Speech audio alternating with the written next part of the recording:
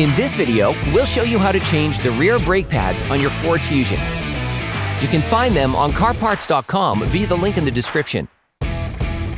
For safety reasons, we strongly suggest watching our video on how to jack your Ford Fusion safely.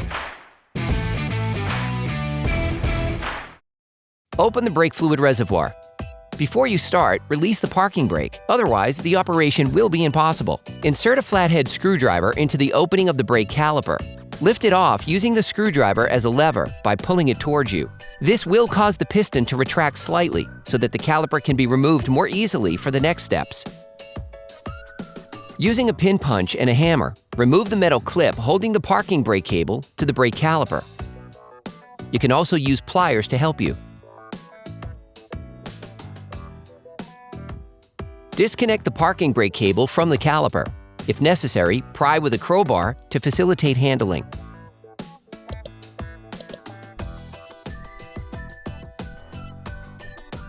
Block the rotation of the guide pins with a 17mm wrench and unscrew the slide pins using a 13mm wrench. Finish unscrewing by hand.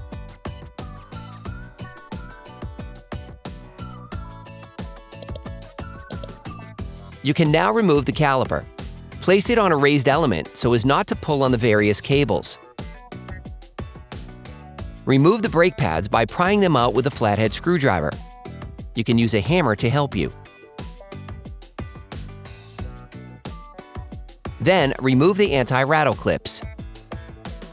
Brush the caliper mount around the pads to remove any extra rust that could prevent the pads from sliding. You need to check the sliding of the brake caliper slide pins and the condition of the caliper slide pin boots. If they look worn, you are advised to replace them with new ones. You can order the pads kit used in the video on CarParts.com via the link in the description.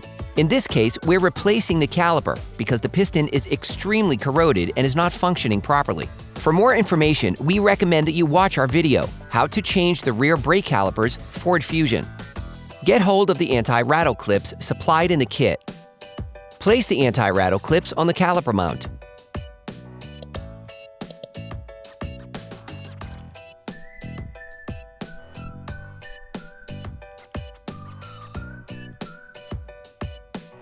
Grab the new pads and lightly coat the ends with copper grease to help them slide more easily.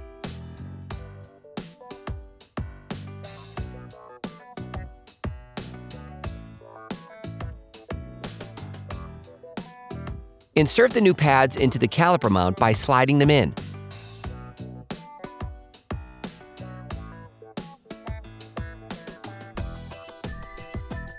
For great content, our best price, and fast shipping, download the CarParts.com app now. Press the piston into the brake caliper.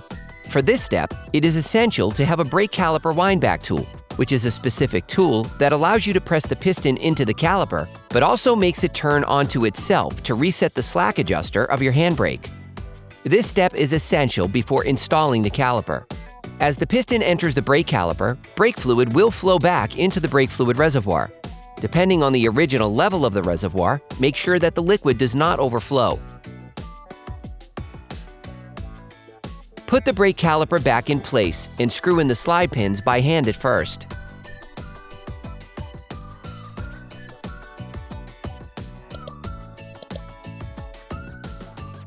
Screw them in using a 14mm wrench. You can use a 17mm wrench to prevent the bolts from rotating. Finish tightening using a torque wrench.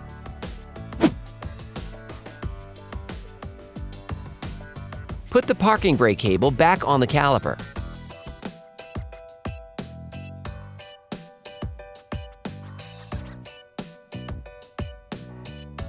Lift it off using a small crowbar as a lever.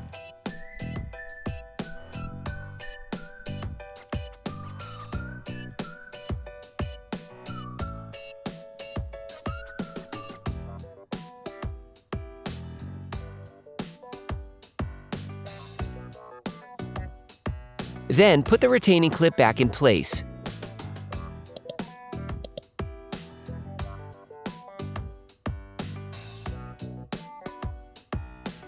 You can use a hammer to insert it properly. Clean the disc with brake cleaner and a cloth to remove the grease from the new pads. You can now repeat the same process on the other side. Then you will be able to put the wheels back on your vehicle. Put your vehicle back on the ground before properly fixing the wheels in place.